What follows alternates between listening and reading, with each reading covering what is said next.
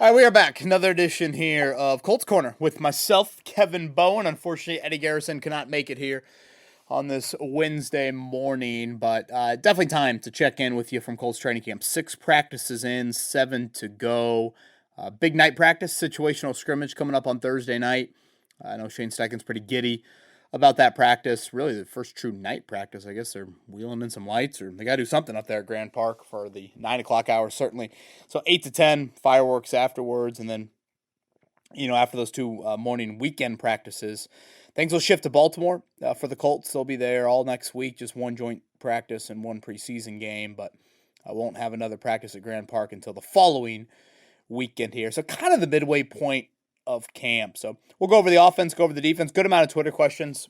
As always, thank you guys for sending those in. Continue to do that, and we will get to them. So, just overall thoughts. Obviously we will begin with the offense, and the quarterback position right now, I say, is trending towards being a little bit more of a competent battle than it was, I thought, to start camp. I thought it was a really poor start to camp, not only for the quarterbacks. I thought the pass catchers had some drops and just sloppy, just bad, and honestly probably what we expect from the Colts passing offense this season. But, I do think if you look at it right now, and again, as we record this Wednesday, Richardson and Jones have probably put 3 of the last 4 practice days together fairly well. I didn't think Tuesday was flawless for either, particularly the end, but better, definitely, from those guys. So, obviously you want to see that at that position, given the, vital importance. And I guess individually, if we start with Richardson, I say this quite often when we talk about spring practices or camp practices, particularly ones in July. I'll throw in the caveat of, I'm talking to you on July 30th. So everything is with a grain of salt.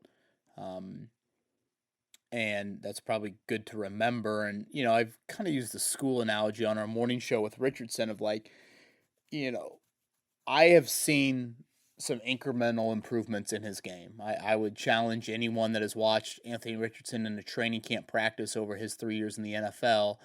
I don't recall a 6 practice stretch where he has had this type of underneath accuracy. It's not perfect. The bar was very low when I say that thing, but it's improved. Is it the wider base? Is it, that footwork element helping him out? Maybe that is something you can point to. It certainly looks cleaner, but I just don't see the egregious misses. The ground balls, the, air mails over the middle, hell, the hitting the roosters, throwing it, way over the crossbar during individual periods. Like, he's had those misses and almost daily in years past. And, I watch every Richardson throw. I don't see that to that level. Now, again, this is individual periods. This is against your own defense. The red jersey's still on. It's not real football, but even in non-real football, he's had issues in those areas. So I don't see the amount of egregious misses that maybe we have seen with him in the past. I would also point out, and probably should have done this at the start, the fact that we're talking 6 practices in and he's thrown the amount of balls he has thrown definitely stands out to me. I did not think we'd be a week into camp and he would have this much workload in the 11-on-11 sessions. Yes, he dials it back a little, not that much really, but he definitely dials it back in the individual periods, which is fine. I think it's a great plan the Colts have to get him all the team reps as possible. But, he's practiced 6 straight days, and, the 4 days last week that they had in a row to start camp, it's not like his volume changed there in the 11-on-11. So I would say, all things considered, it's been a good first week for Richardson. When you consider where he was at walking into Grand Park, the unknown of the spring, and, now the arrow pointing in a better direction, everything with him has to have context around it. You can't compare him to a normal NFL quarterback. Yes, at some point you need to, but you just can't, given his background. So I think it's what makes the evaluation of Richardson so difficult. But, he said, after the Tuesday practice, I feel like I have more control of the ball. And, when he said that, I kind of thought to myself, yeah, I I feel like that is correct. The deep ball maybe hasn't been as abundant or as accurate as it usually is, but the underneath stuff, pretty good. So, he's passing a lot of these tests right now. Will he pass them against real teams? All of that stuff. But, he's changed his diet. And again, I definitely notice the wider base. And I get, some of his comments are probably frustrating to a degree when he says after practice, I've got to do more and, I can't be slacking anymore. And you want to just be like, wait, why did it take you 3 years in the NFL to, get to that point? And that's fine. I mean, I totally get why fans would react in that manner, as they should. But this is what happens when you take a risk like the Colts did with the 4th overall pick, and they probably honestly misevaluated him a little bit off the field, and how much growth was needed in that area. So it better be now, or it's going to be never. And so that's probably how you have to look at it so far with Richardson. So, Daniel Jones, I think also is probably the arrow pointing a little bit more up with him. With Jones, he can be more accurate than Richardson, certainly. He definitely can be steadier than Richardson. I will say there are times I feel like he's just a tad late. Is that in a new offense? Is that just kind of him as a quarterback? If you're a tad late in a comfortable camp setting, I don't like what that could mean for the regular season. But I thought, for example, yesterday was a really strong day from Jones. Again, factoring in the bar, I don't have a super high bar for him. It is primarily a lot of dink and dunk stuff with him. There have been some second level throws in the last couple of days that I think he's hit on. And just in general, we probably talk so much about Richardson, we don't acknowledge Jones enough. But, there are times where I see kind of the Gardner Minshew-ish, comps that make some sense. I know from a deep ball standpoint, he definitely showed a little bit more, I think, in the spring in the team sessions that I've seen so far here. I'm curious how that will evolve as camp moves along. But, to summarize where I'm at kind of quarterback-wise a weekend, you hear Steichen's words, and I think he's more open to giving Daniel Jones a chance. I hear Ballard's words, and I feel like it's a little bit more like, no.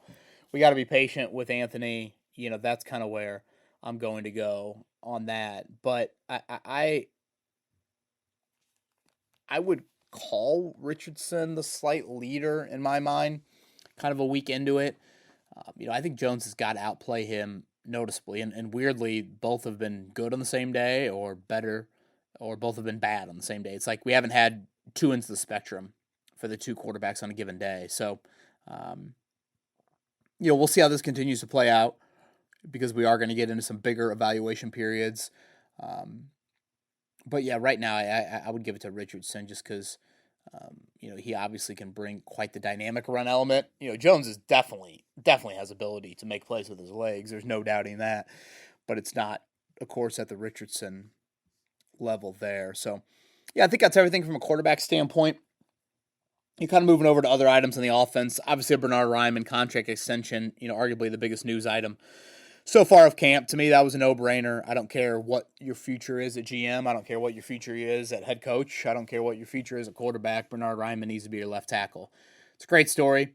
So for me, I just thought the Raimann thing, again, made really total sense. And, it's a wonderful Chris Ballard draft pick. It's finding a premium position in the middle of round 3. Look at the best left tackles in the league. You just don't find these guys where Ballard found him. Obviously, the Costanza thing, I think, took a little while, a little longer than it should have just to get a little bit of semblance at that position. But again, you got to give credit to, finding a franchise piece with that third-round pick, 79, I want to say, is kind of sticking out to me. I don't know. Maybe that's Ryman's number. Maybe that's what's popping into my head. But, middle of round 3, I think it was, back in that 2022 draft. And, I was curious because, as that Raimann thing played out, and, he hopped on our Noon to 3 show with Jake Query and, expressed that his team had said they were kind of wide apart. Maybe it was the Rashawn Slater domino that needed to get started for kind of value to set in. But, there's a little part of me that's kind of curious, like, does Carly Ursay, Gordon at all look at that and think, oh boy, this is the first extension under my watch. I don't want the thought to be, oh, we don't pay people or we don't pay quality left tackles. Like, when Raimann said there's a disagreement on positional value, I'm thinking to myself, wait, what a minute. Chris Ballard has paid running backs, he's paid linebackers, he's paid guards, he's not going to pay a left tackle. That makes no sense to me. whatsoever there. So I think that Ryman contract will age really well, and quality player. And great to hear that Braden Smith, to quote him, is in a spectacular place. I mean, I was struck by Braden Smith. First off, his willingness to want to speak. A lot of times you can see stories like that. He obviously had the tell-all with Joel Erickson. That's kind of the one time. And then, any other time I'm going to talk a little bit more football. But, his willingness to speak and be so vulnerable, I commend him for that.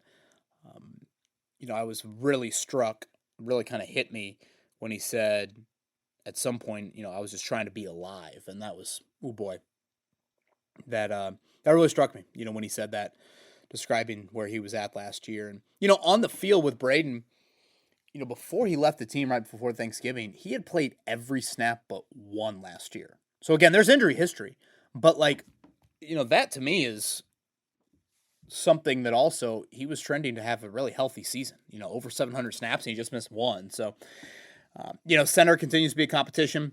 I would say so far the O-line a little better than the D-line the first two practices. I don't think there was a lot of blown dead sacks or kind of muddy pockets with the pads on.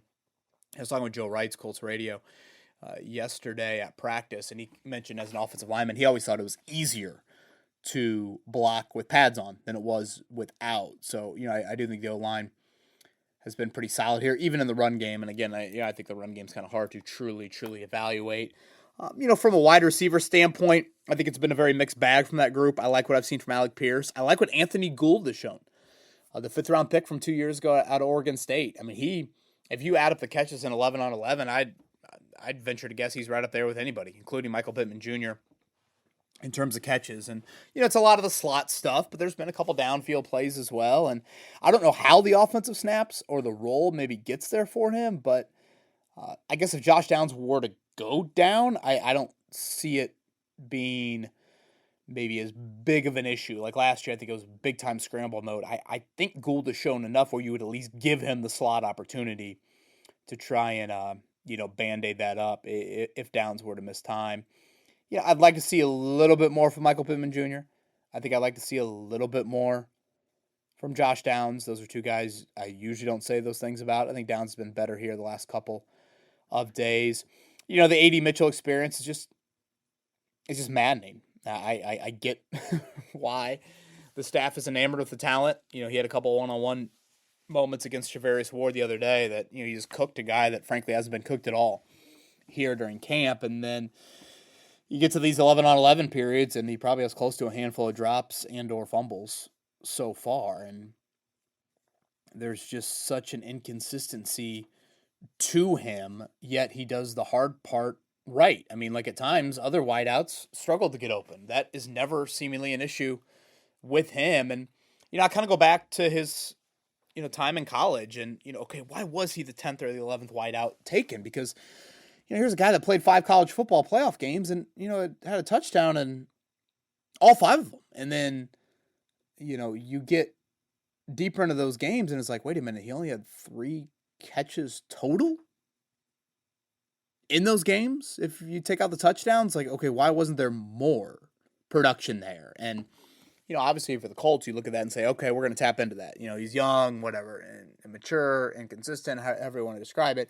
But, with coaching development, we're going to get there. So you just like to see him string some 11-on-11 stuff together. I do think the one-on-ones, even the 7-on-7s, a little bit better here the last couple of days. So we'll see about the 11-on-11s. Tyler Warren moves around a whole lot. They move him around a ton. The catch radius is very evident. He had a couple 50-50 moments that didn't go his way the other day. That was pretty rare to see. Great play by Justin Wally climbing the ladder for one, and I think it was Austin Ajaki had another one at linebacker, but they will move Warren around a lot. Shifting gears to the defense, I also think Will Mallory has had a nice camp so far. Shifting gears to defense, though, Charvarius Ward, very good. Just anticipates really well. The sticky coverage. Boy, he talks. He really talks, but I think he's got a very clear goal of wanting to get back to being an all-pro corner and was in such a dark place last year in San Francisco.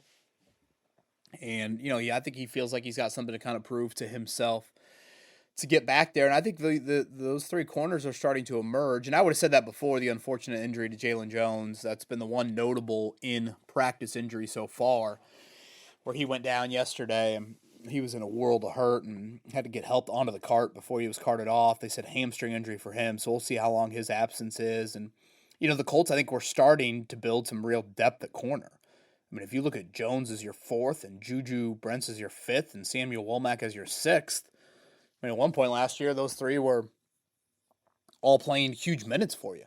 So, I just think Wally competes and competes. He had a beautiful teach tape rep against Michael Pittman Jr. on Tuesday. Isolated in man, dig route, giving up all that size, picture perfect technique. Gets right in front of him for the pass deflection. Doesn't get that right hand, tugging on the jersey as he tries to go around him. Just great stuff from Justin Wally. So, yeah, I look at Ward, I look at Moore, and I look at Wally and think that those are your three corners if you're going to go play tomorrow. And, we'll see about the health of Jones. Juju Brents also missed. I don't know if I saw Juju at practice. Also missed yesterday with the hamstring injury. So, again, we'll see how all of that continues to play out. Still waiting on the practice debut of Zaire Franklin.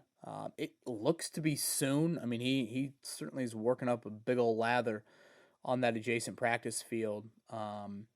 So I don't. It doesn't look like something that's going to last too much longer with him. I do think some of the linebackers have really made a nice impression in the passing game. Joe Bacci, for sure, coming over from Cincinnati. I've noticed him a good amount. Cameron Grown missed yesterday due to injury, but he's been factoring into it as well.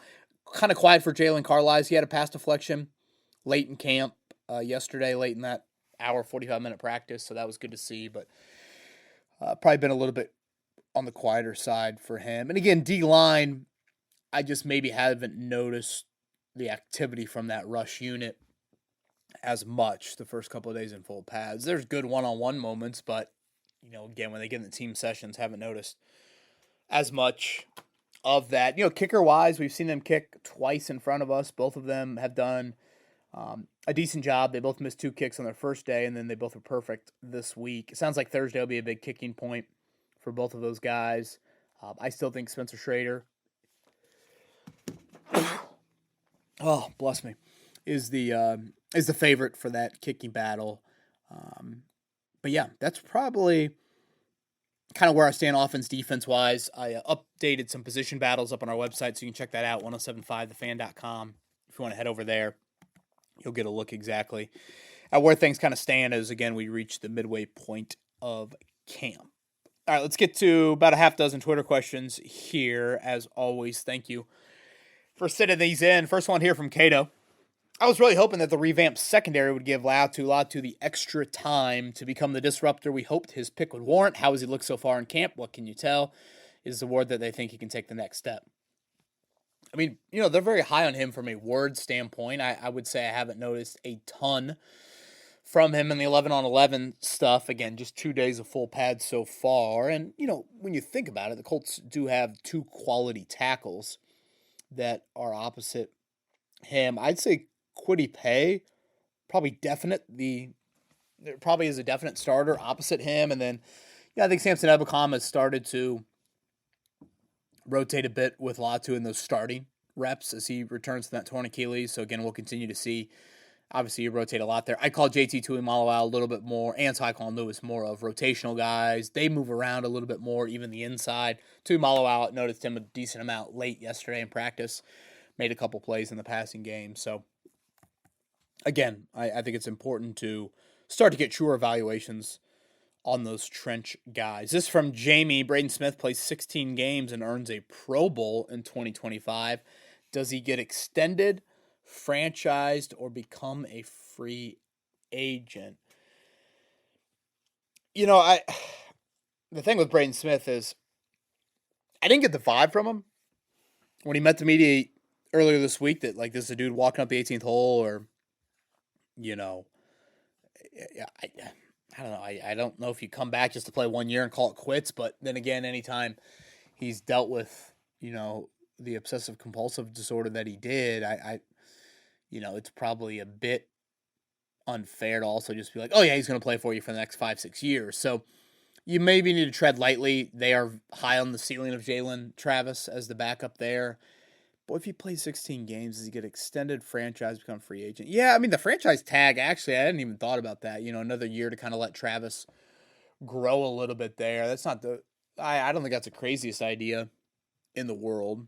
And again, he played all those snaps but one last season. I mean, that's right before he got right before he left the team, and I mean, we're talking north of 700 snaps there.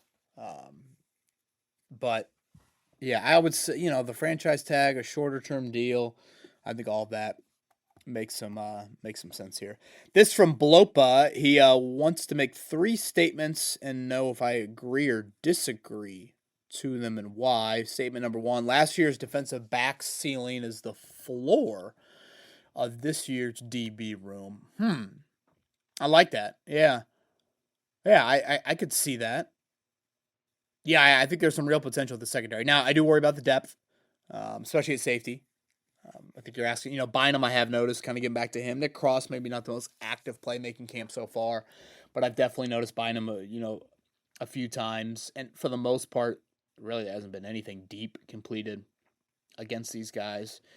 Number 2 here, the improvement on the perimeter has a multiplier effect that makes the whole team improve. Yeah, definitely. If you're better on the perimeter, it can help you out a ton. I mean, this is a perimeter league, and that, yes, trench play is important, but the league has grown significantly in being a perimeter game. That's just how football has evolved, especially over the last 5 to 10 years. So the Colts have not been good enough out there on the perimeter. I can't say the wideouts, though, I would label as strong camp so far. I don't, the drops have gone down here in the last couple of days, but still, I can't ignore what I saw kind of the first 3 or 4 days with that. But yeah, I mean, when you look at the secondary, definitely. Lastly, if it works, could this be an impressive change of direction in Chris Ballard's career?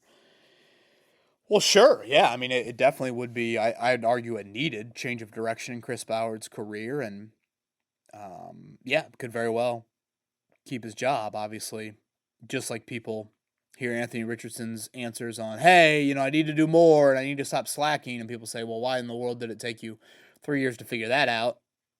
People say the same thing about Chris Ballard and 9 years on his resume. Why did it take you so long to, try and find, positional improvements and not be so hesitant in free agency and not be so reliant and stringent on, run it back and, build from within and, ignore free agency largely to the level that they did from outside of the building guys. Josh wants to know a short segment checking in with all the rookies would be great. He goes, focus on the quarterback has been understandable, but some other guys interested in have been lost in the shuffle. Okay, so he wants a little draft pick rundown here. We've touched on Warren. He's going to play a ton. He's going to move all over. Catch radius is great. Yeah, everything that you would want in him. Tuimoloau, again, not a ton of crazy production. I did, like I said, saw a little bit of it the other day. Moving around a bit. I would call him kind of rotational defensive end, playing with probably a little bit more power than speed at this point. I'd call Justin Wally, third corner starter. I think I've hit on that. I'd call Jalen Travis probably the lead on that second tackle. I did actually notice him playing a little guard the other day too. So clearly, there's a thought there of, hey, can you get him ready for game day? He's got no guard on the resume there.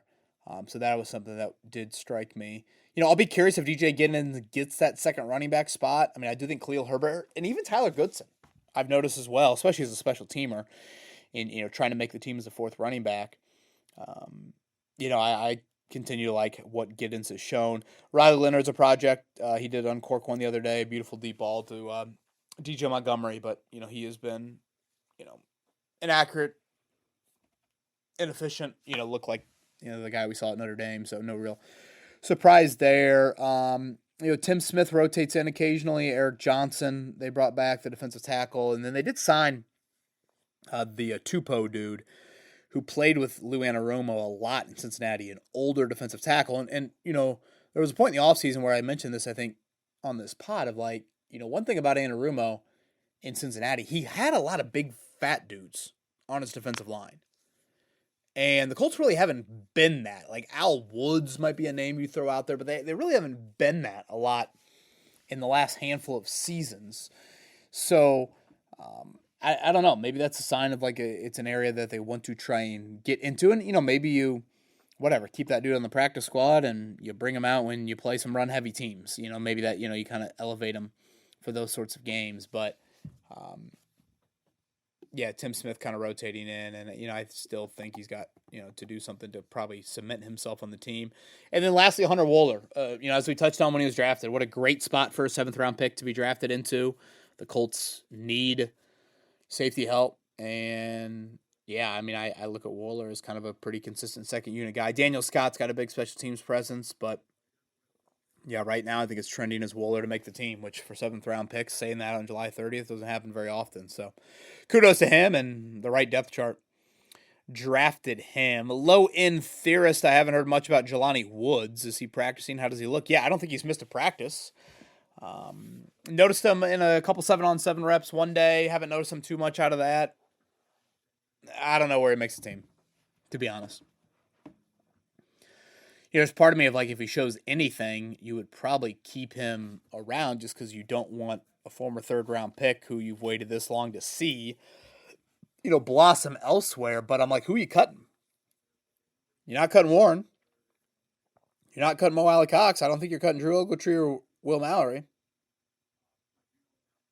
So maybe practice squad. Can you kind of sneak him through there? But again, I don't think I've seen enough of an impression from him that would make me, want to keep him necessarily, without any debate whatsoever. Last one here from Will. If you have to pick one, who do you want to start under center for the Colts? Not who you think will start, but as a fan, who do you want? I'm sitting here after watching all the inconsistencies, all the BS that has come with Anthony Richardson, and yet I'm so fired up to see him take snaps in a game setting versus Daniel Jones. Screw the floor being higher with Daniel Jones. I want the chance at the ceiling. Yeah, Will, you and I are on the same boat, man. And even if you don't bank on the high ceiling, at least you get closer to the final answer.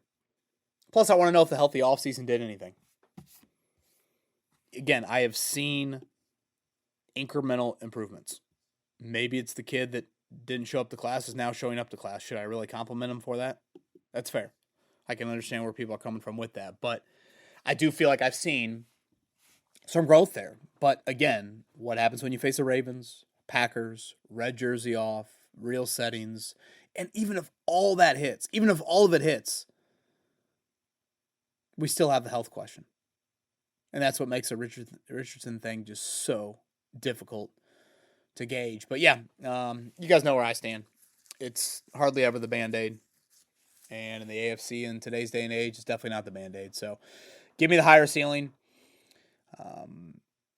and go with that. That's how I look at it. I think getting stuck in the middle of the NFL purgatory with whoever, Daniel Jones whatever he would deliver for you. No thanks. No thanks. 107.5 The Fan, all of your training camp coverage. Apologies for just the singular pods here. The last couple times we're just on a bit of a weirder schedule here with training camp. Hopefully Eddie and I can get back to a little bit more of a consistent recording basis, but we'll continue to have your camp coverage. Again, 107.5 The Fan, our YouTube page, KBowen1070 on social. Thank you for listening to Colts Corner with myself, Kevin Bowen.